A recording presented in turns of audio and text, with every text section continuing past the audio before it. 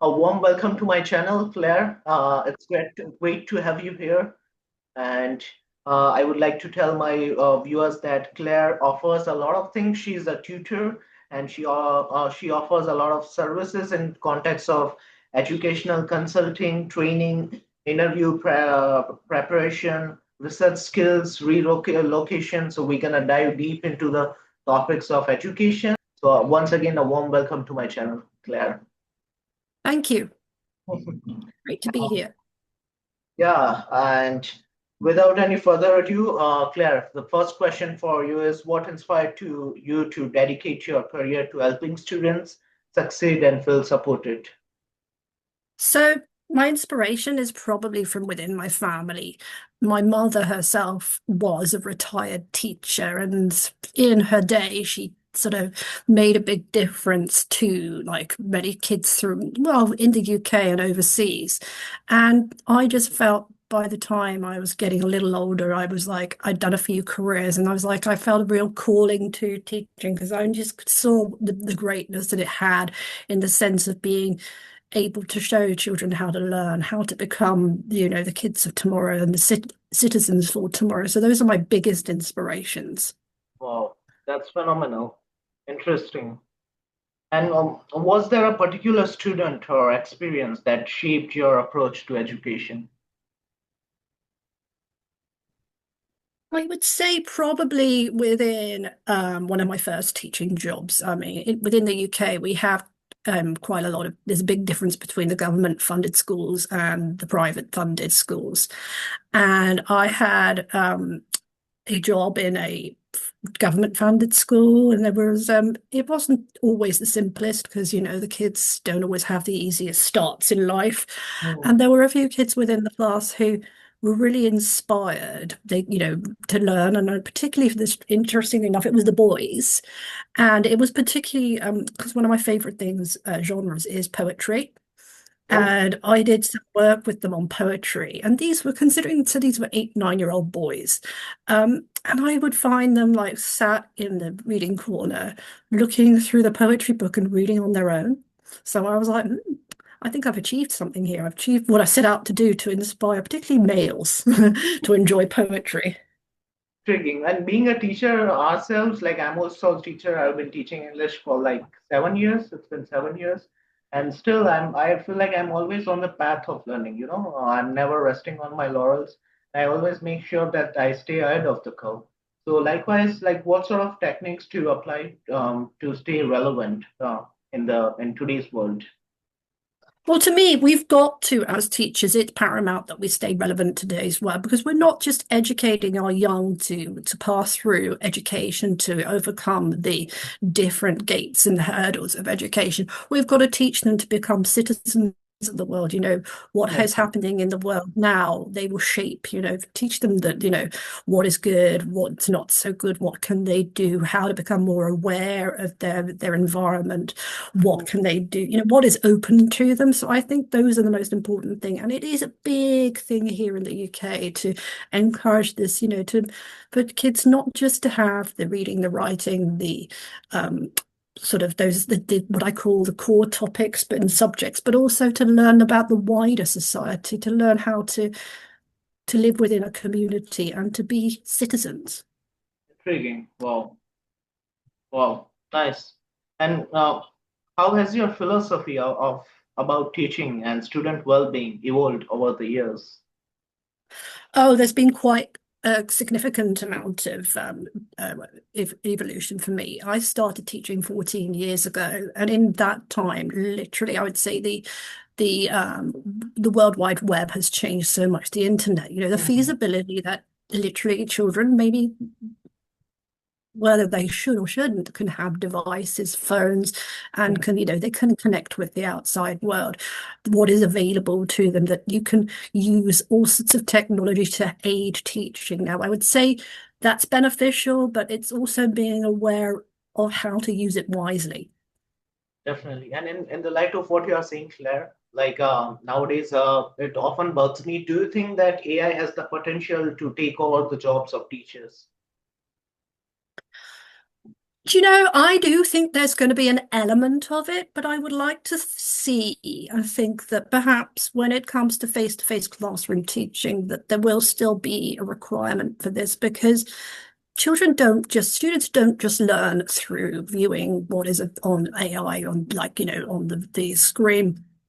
They Mm. need to feel it. They need to have the visual, the auditory, and the kinesthetic, which to me, some of it's going to come through their experiences, not just sitting in front of their books and studying, but within the wider curriculum, within the staff room and school environment, and within their community environment. And I don't see yet how AI is going to be a substitute for this. Okay. So I guess, as per you, according to you, we are in the safe place. I don't have to worry about the future. No, I don't. And I remember having this chat with my mum many years ago, and she said, they've always talked about this even when I started teaching, and it hasn't happened yet. But we'll But watch the space. like a lot of people say that AI would be a part of it, but there is a thing called human touch. So that would never, AI will never take over that thing, specifically in Absolutely. teaching. Absolutely, 100%.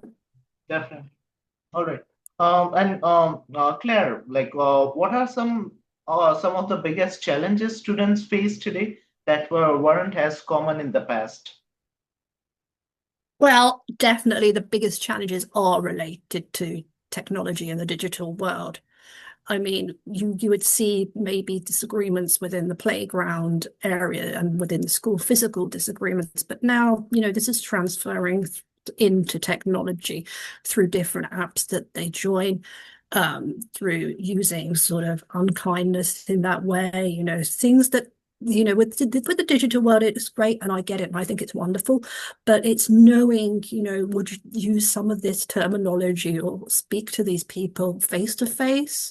And I mean, I have seen a substantial rise in this where there's been issues of, children and students bullying each other, sadly, through it, the misuse of these technology. Again, I would like to add something, Claire, as even I deal with a lot of people, like students, younger, and I see like nowadays they are kind of hyper all the time due to technology. I guess I blame technology for it. They are always glued to their screen, watching doom scrolling and watching like futile content all the time. Then fast food. I also feel like fast food has to do a lot of it is a big thing in children's life.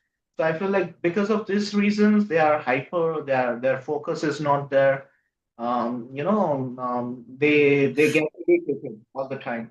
So what's Oh, your take? 100%. I mean, 100%. I mean, you see, like literally within schools, you do see them coming in totally hyper.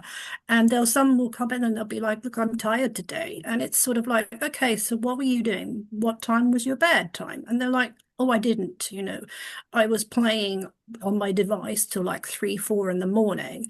And Mhm. then, they're getting up. And also I'm noticing that the games that they play, they don't have the emotional literacy to cope with them. And definitely, I'd say on the sort of, the fast food, the rise of fast food is not aiding them. It is easy to go, it's always more appealing to grab a burger and grab chips, way more appealing and easy. And the advertising is such, there is advertising throughout the day. It's online, it's available. Of course, parents naturally they are also influenced by this. And, Mhm. for a lot of parents, there's a lot of simplicity in it. They work hard. So this is a quick way to satisfy their kids. Definitely. In the light of what you are saying, Claire, like not in terms of children itself, but advertisement, like now there has been a trend in India that if there is a birthday of a child, that child is supposed to give pizza party. If pizzas are not there, then it won't be a birthday. And I feel like by doing that, they somehow feel like they are getting more westernized. And I'm not sure what's the reason. Like you said, advertisement that might be a part of it. So yeah, I guess that's the thing. Yeah, I've seen that with like when we've taken holidays, noticing it in countries in different parts of the world, and again the pressure is coming from the advertising, and the traditions of these different countries which people travel for. are disappearing, and it is becoming more westernized. You're seeing like it's easy to go to McDonald's, get McDonald's lunch or whatever, or something else, not necessarily traditional cuisine. And kids are just like, hey, this is what my friends are also doing, so I'm going to do Yeah, it too. There's a lot of peer pressure. definitely. And also, the craze for uploading it on social media. If you're going to McDonald's, they would take the picture of the burger and they would show it to the entire, community that I'm having this, be it on Snapchat, Instagram stories, everything. So I guess it is, social media is also a big part of it. Oh, definitely. And I also think the way that they are monitoring social media is a big part of it. So in the UK, probably same in India, there are supposed to be restrictions on age of participants and people using social media, but obviously, this is not secure. Yeah, I know, they're using fake birth definitely. dates I would get away on with there. that. Yeah. And they get away with it because, let's face it, a lot of the social media companies, they're not really that bothered because, they are funded a lot by consumer.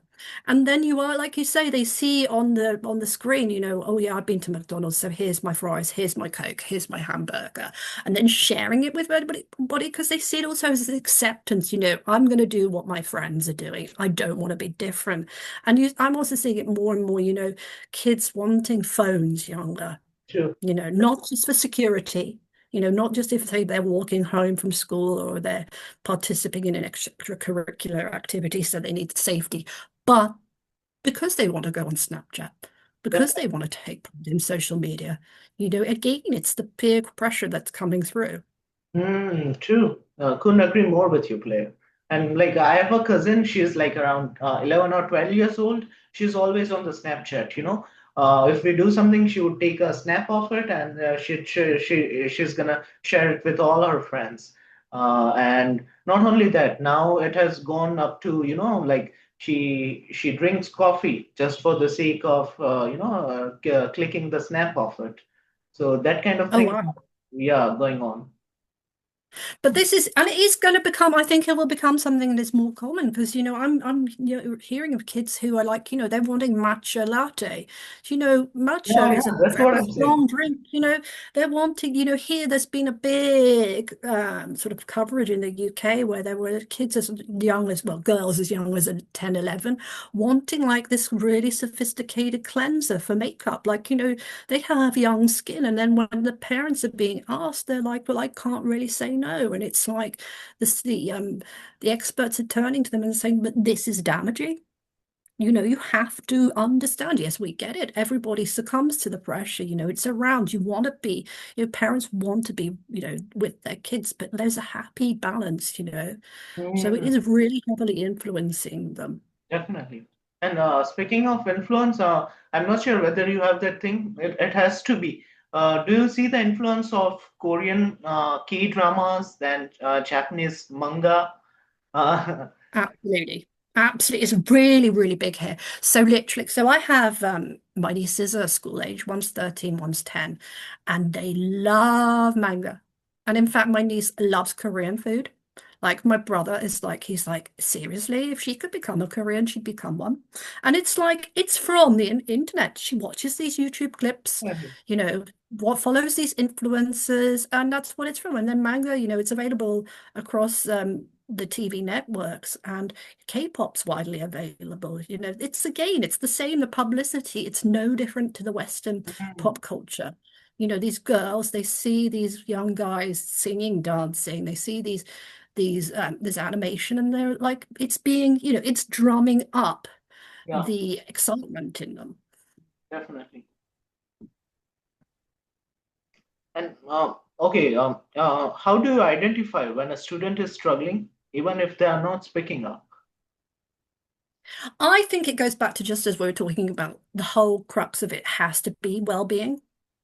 I mean, you can usually, particularly, I mean, I'm sure it's the same in India, is as a teacher, you can spot when children are happy, when they're doing well, through their demeanor, if I may, in the sense that, if they're coming in and there's like definitely some issue through their behavior at home, maybe these children are the types who, get along in the classroom, like what I almost the ones the dream students, and then suddenly when they're becoming withdrawn and quiet and they don't want to talk or they become emotional, there's usually something, it's not just seeing through the academic study, it's the whole nurture and the well-being of them.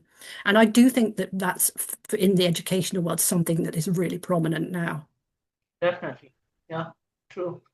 Sometimes it's really hard, like what a child is going through, and same thing goes with teachers as well, because ultimately teachers are also human beings, so they have their ups and downs, lives and like trials and tribulations and all. So even from like a teacher's part, it's not easy being a teacher and to manage all this young hormones around.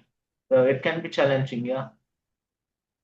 Totally, totally. And also on that kind of strength that, teachers have to be also taken care of. And there is certainly that's coming through in schools through the well-being and the care of teachers in the staff rooms. They have what they call these almost applaud boards, showing what did you do that was good today, even encouraging them like, let's go share some coffee and maybe just have a bit of downtime together. Let's do something socially. Let's not discuss everything about education, just to remind these people that they're also people. And Yeah. we are human after all. Definitely. And Claire, in your experience, what role does mental health play, like in academic performance?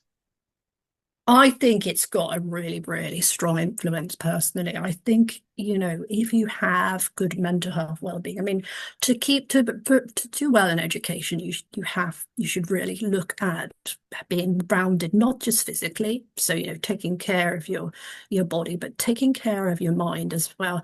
Knowing when you should, again, going back to like the use of technology, knowing when it's the time to stop using that, maybe like go spend some time outdoors, like children having a chance to be children, playing outdoors, enjoying family time, or just even, being quiet.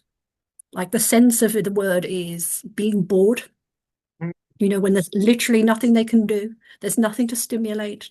Being left, and I do think that's something that challenges the young people today. If you say to Wow. them, well, you need to go off and be bored, they just look at you as if you've just spoken a new language.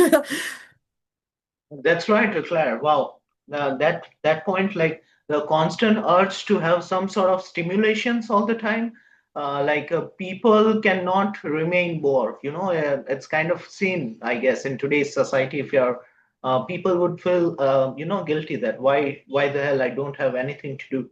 The constant Mm. to try to remain busy culture is going on. We romanticize feeling burnouts, feeling stressed out, rather than having Mm. some time off. So we don't usually get downtime. What's your take on it, No, Claire? I mean, definitely, I agree. And particularly, I have noticed, I mean, I am probably better than my husband is when we go on holiday. I can easily switch off. But for Mhm. him, it'll take him several days because, it's having the downtime. It's being, knowing that, say, you can sit on your seat, in a shaded area and just read. Yeah, You can, if you want to take your breakfast a little bit later, you want to spend a little bit of time having a slow morning, you can. We are so attuned, and I notice even myself, what am I doing next? And then I also mm, notice if I sometimes will feel, oh, I didn't do that. And then, mentally I can sort of be like, what, really give myself a hard time. And like, why? It's me against me, I think it's a societal issue, as there is, kids and adults alike, we have so much stimulation. yeah, true. Yes. And okay, how do you create a classroom environment that feels safe and inclusive for all students? Well, I think hugely there has to be a cohesive like classroom in the sense not just the physical layout, the actual learning environment, but the also the children, the class, the adult, the students and the adults make the class. It has to be within the range of getting them sort of, so you have to have a nurturing and a learning. Aside on that, you have to have a learning environment, big time of learning, but also making sure it's a safe space for learning. Because to me, when children are feeling safe, they learn better. Where it's okay if they want to contribute to discussion, or if they don't too. It's okay to remain silent and to listen. And it's okay for them to give something a go and give it another go until it works. I mean, it is a very much looking upon the growth mindset sort of take on sort of the mind, learning that, okay, it's fine. If you don't get it the first time, you're practicing it, it will come to you. And I think it is so important because I think it goes hand in hand with mental health and well-being and keeping that, well attuned. And can you share some practical strategies that have helped you reduce stress or pressure for students? I have found personally that being realistic. I mean, I realize obviously, and it's probably the same in India, that the targets coming through education is probably coming from a different direction. For here, it's the Department of Education sets them, and but also being realistic and really knowing the class and what they're capable of, and sort of setting your expectations of what they can do. Yes, having everybody aims high, but also being able to celebrate what individual students are going to be able to achieve, because ultimately everybody is different. Everybody learns in different ways. There is no one direction. Yeah, true. There's no such thing as, I guess, one size fits all. Uh, Absolutely. Absolutely. uh, how do you balance academic expectations with students' personal well-being? Well, it goes back to just what I was talking about. I mean, Yeah, I'm a definitely. particularly so on the side of where I now do a lot of focus of one-to-one tutoring, and that's usually like privately done when I teach children through their parents, wanting them to be supported. And it's a lot of the time it's a support alongside in their academic study and just seeing that it has to be, okay, so in each year an age group they may have to achieve certain targets set out by the education department, but also being real for them that this is what is necessary. Ultimately some of the targets which we will follow, and particularly here in the UK, are set up by and not as more of a one size fits all, but being very realistic. I always believe that when tutoring, that if what they have achieved, let's take it in groups of, say 3 to 6 months at a time, and let's set targets within those ranges and let's break it down. It's a little bit like if you were training for a marathon and you have never run before. You don't just lace up your trainers and go and do your marathon. You break it down. Yeah. Then that's the way you should approach education and teaching. Hmm.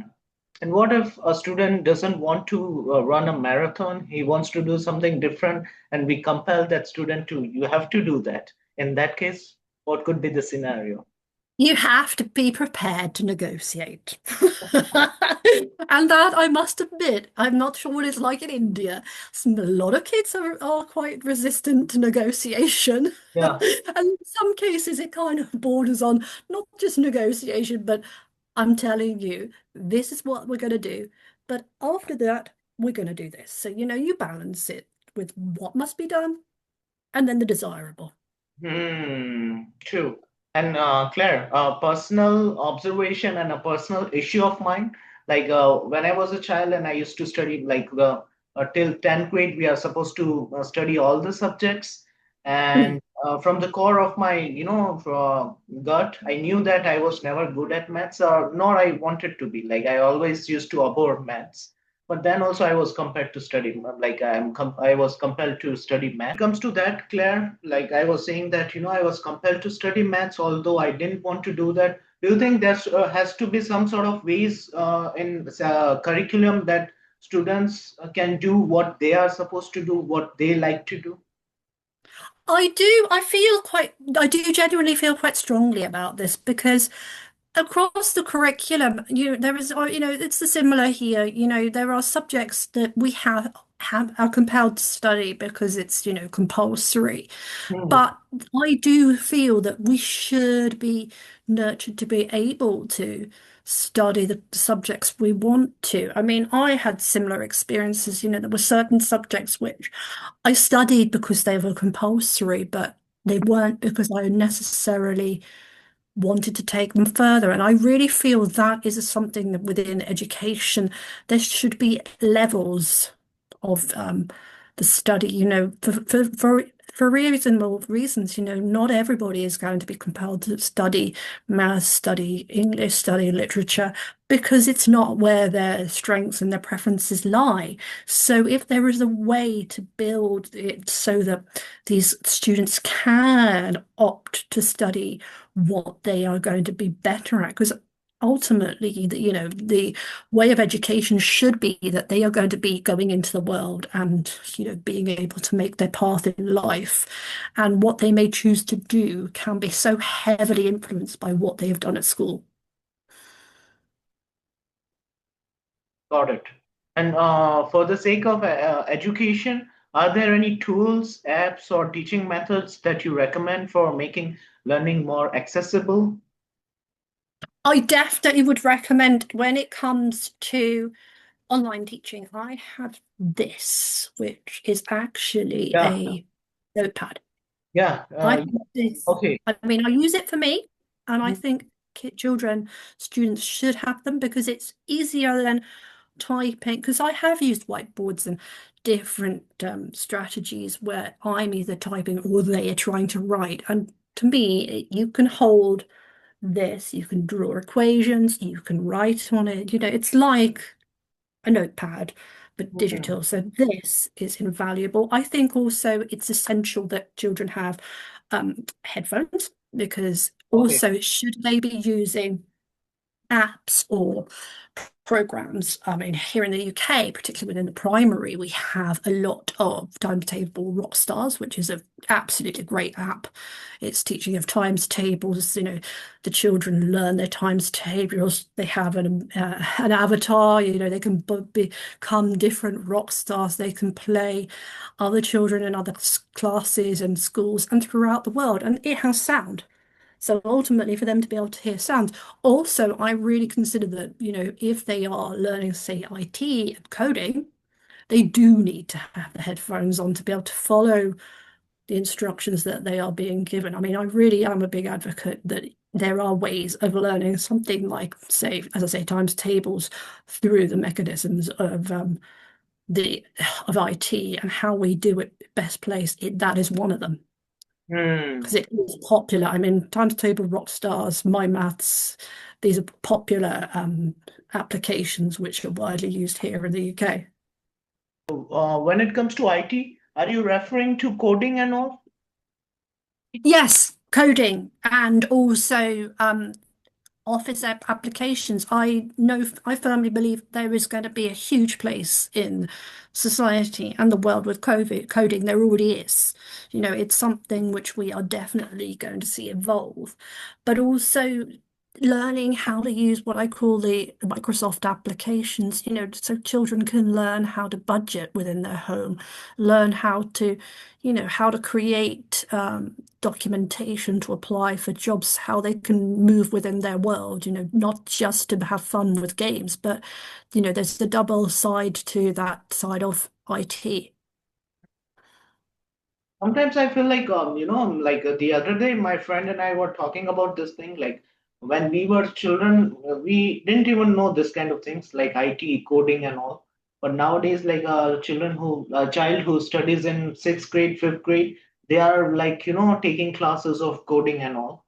Like Absolutely. Yeah, so do you think that's the right thing to do? Because sometimes I feel like childrens of today's they are biting off more than they can chew. Well, this, interestingly enough, I had this conversation a while back, so maybe just over 10 years ago, with a guy I knew who worked in IT, and I was talking to him because they were implementing the new national curriculum here in the UK.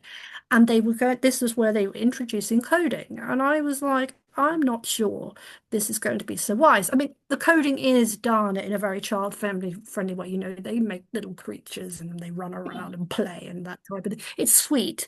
But to me, it's kind of, I'm seeing it a little bit as almost like, pardon the expression, but fueling the flames. You know, the issue is going to become that these children, this is what they see. This is so much in their world, you know, the games and the stimulus from the screen. And then we are showing them how to make it. And yes, ultimately, I do think, you know, age, you know, 10, 11, they are biting off more than they can chew, you know, particularly with that sort of element of the world. You know, they don't, like I said previously, they don't have the emotional literacy, they don't have maturity to cope with where it can lead them to. Mm.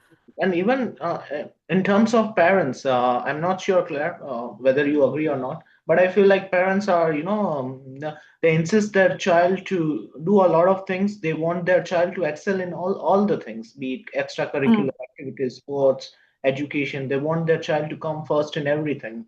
So, what sort of advice would you like to give to those kind of parents? It is a sign of our times. And I see this more and more, not just within the school classroom, but with tutoring. And particularly where you're coming to parents picking the selective education route, where, you know, selecting for private school, um, the pathway, they're wanting their child not just to excel in the entrance exams, but to be able to excel within the school environment. I mean, I get and I understand each parent wants the best for their child because eventually, you know, they will make their pathway when they are older. However, it's also got to get the balance between the academic study and the downtime and extracurricular time and just being a child, Mm, really. When do these kids have the time to be children? sure. Well, yeah. And how important is collaboration between teachers, parents, and the community in making students' lives easier? Oh, certainly. And this is here. I mean, it's prominent. We have here, I mean, I'm not sure if you did this in India. We have quite a big tradition where they have committees of parents who like they fund different trips. They will like have fundraising activities. You know, it might provide extra resources for the classroom. It might enable the class to take a trip. It might enable the excellent speakers to come, but also offering a social element so that it's not just the children are meeting their peers within the classroom, they're meeting in these social activities. It is bringing the community back together because it would seem that society is such that the community is sort of beginning to erode a little because people just don't have the time anymore. I mean, particularly where I live, we have more and more community activities, and certainly those have become more prominent. They were prominent before the pandemic, but after the pandemic, they have started to resurface because, I mean, obviously in the pandemic, it became customary just to stay within your own, you Mm, know, area and do everything, including your social life.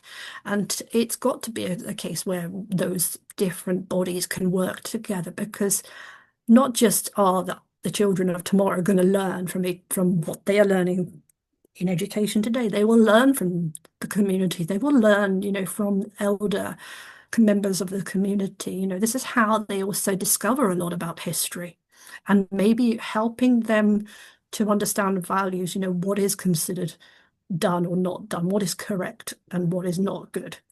You know, to begin to bring a moral and develop their emotional literacy and their ethics, maybe.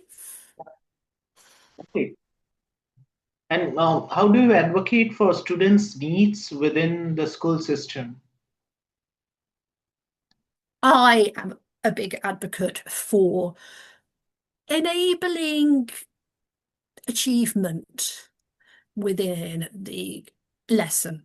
Each lesson, I mean, it's known, throughout the world, there's a teacher creates a lesson plan, they would create the resources. The lesson plan is a plan, but Mm, being able to advocate what you can do within, if it's an app, because often there are plans, and it's quite a common thing that there'll be maybe one, maybe say two, three different objectives to be achieved, mm. which is even the most experienced teachers may find that a challenge to achieve. So really, it's got to be simplicity. Okay. And what's the one change you would like to see in education policies to better support students?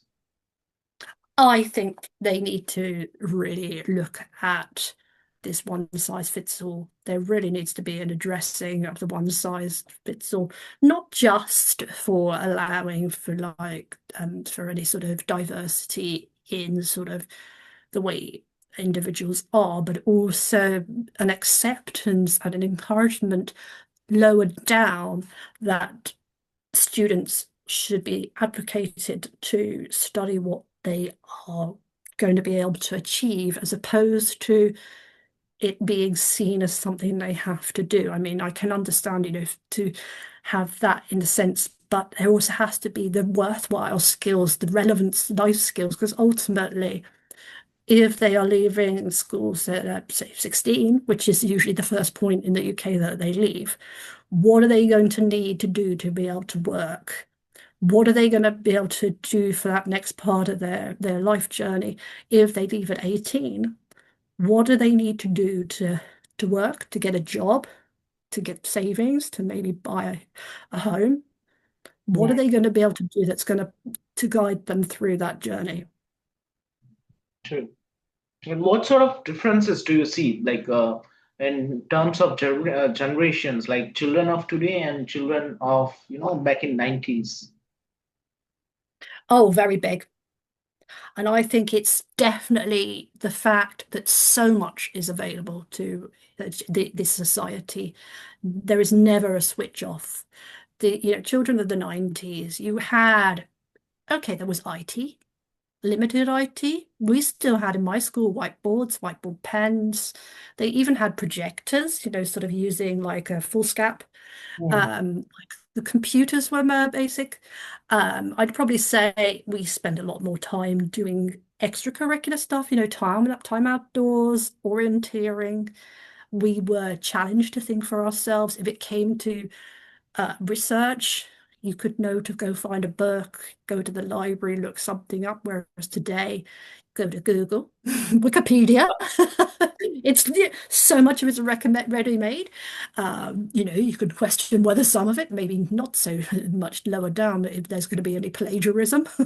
mm, But really, being able to think and for yourself and also being encouraged to use their imagination. true. And Go ahead.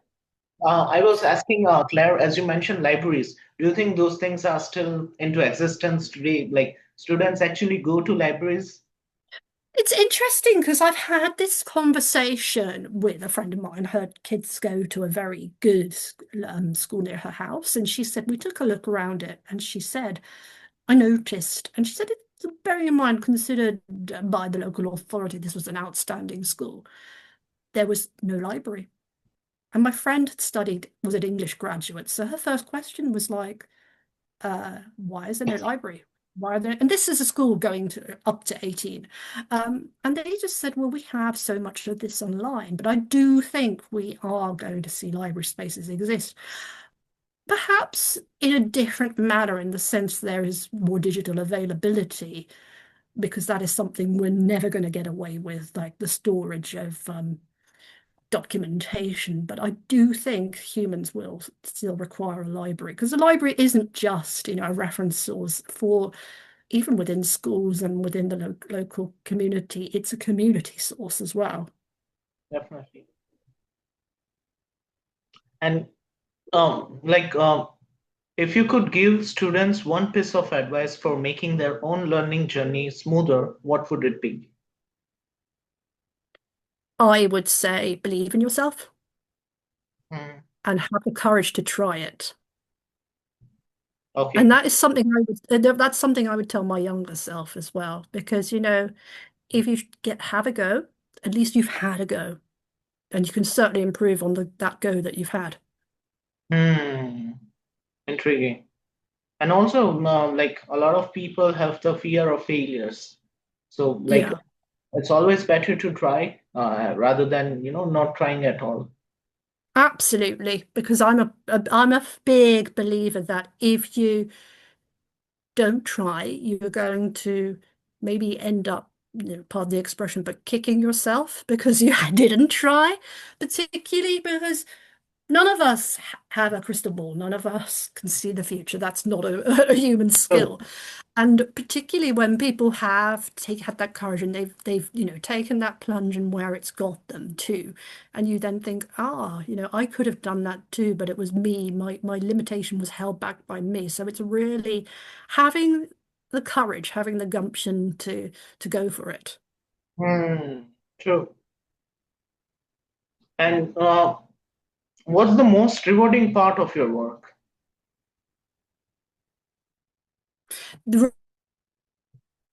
Seeing when there is a connection in the sense that the concepts that the students are learning, that when they finally have that connection and that light bulb moment and they really get it, because I notice so many times that their behavior changes, they become so positive and much more confident. I mean, I see it almost like a metaphorical chain link that the links are being placed together. And as a teacher, I think that's one of the key things that we do. Hmm. And what are the cons of it, Claire? Pardon? What are the cons of your work? What are this? Sorry, let me just, I'm going to have a think of that one. So with that, I'd say the frustrating part Yeah, can be, there can definitely. be some, I would say, so on a one-to-one, it's simpler on the private side. But sometimes the frustrations can be the educational framework. Educational framework, the limitations of the financial limitation, Hmm. and sometimes time limitation, Yeah. having enough time to be able to drill down within a concept, but also for the students to understand, however, the way that the curriculum is set up is such that the curriculum is designed for a specific number of days, number of weeks, and there isn't always a chance of recapitulation. Hmm. True. That can be a big con. And on that note, I guess, Claire, I won't hold you any longer. Thank you for your sagacious advice. And Yeah, it no, absolute pleasure. Absolute pleasure. And certainly if you ever want to have a conversation again, you know where to connect with me. And I've really thoroughly enjoyed my insights into India's education too. definitely that was amazing. And that was my pleasure to have you on this podcast. And I'm already looking for our next podcast. So thank you for sparing some time for being a part of this podcast. And we're going to catch up soon. Sure, take care of yourself. Have a good rest of your evening. Take care. Bye.